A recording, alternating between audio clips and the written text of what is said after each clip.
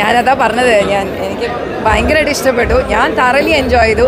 നമ്മളിപ്പോൾ തലവരുടെ മൂവി അല്ലെങ്കിൽ മറ്റുള്ള ഭാഷകളിലെ വയലൻറ്റ് ജോണർ മൂവീസൊക്കെ വരുമ്പോൾ നമ്മൾ തകർത്ത് ആഘോഷിച്ച് അർമാദിക്കാറുണ്ട്.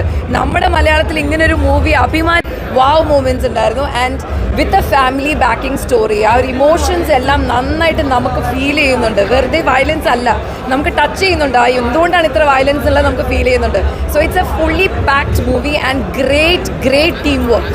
And I must say thank you so much. ഇതിലൊരു ചെറിയൊരു റോളിൽ എന്നെ തിയേറ്ററിൽ കണ്ടപ്പോൾ എനിക്ക് വലിയ സന്തോഷമായി. ഇത്രയും വലിയൊരു ലാർജ് സ്കെയിൽ മൂവിയുടെ ഒരു പാർട്ടാവാൻ പറ്റിയെന്നുള്ളതിൽ. So great experience. Thank you so much. നമ്മുടെ ഉണ്ണിമുന്തൻ കേരളത്തിലെ റെബൽ കിങ് ആയതോടെ ഏറ്റവും ഞാൻ ഇപ്പോൾ കണ്ടതിൽ വെച്ച് കേരളത്തിൽ ഇത്രയും റെബലായിട്ടുള്ളൊരു സ്റ്റാർ ഇതുവരെയായിട്ട് വന്നിട്ടില്ല. അത്രയ്ക്ക് അടിപൊളിയായിട്ടുണ്ട്. അതിൻ്റെ ഒപ്പം ജഗദീശാണ് സ്ഥിതിക്കണ്ട് കാലാക്കിയിട്ടുണ്ട്. ഇപ്പം മലയാളത്തിൽ ഇതുപോലെ ഇത്ര ഒരു ഫൈറ്റ് പടം ഞാൻ കണ്ടിട്ടില്ല. നമ്മൾ പടം അത്യാവശ്യം കാണുന്ന ഒരാളാണ്. പക്ഷെ ഇതിൽ നന്നായിട്ട് എടുത്തിട്ടുണ്ട്. ഒരു ഇംഗ്ലീഷ് പടമൊക്കെ ചെയ്യാനുള്ള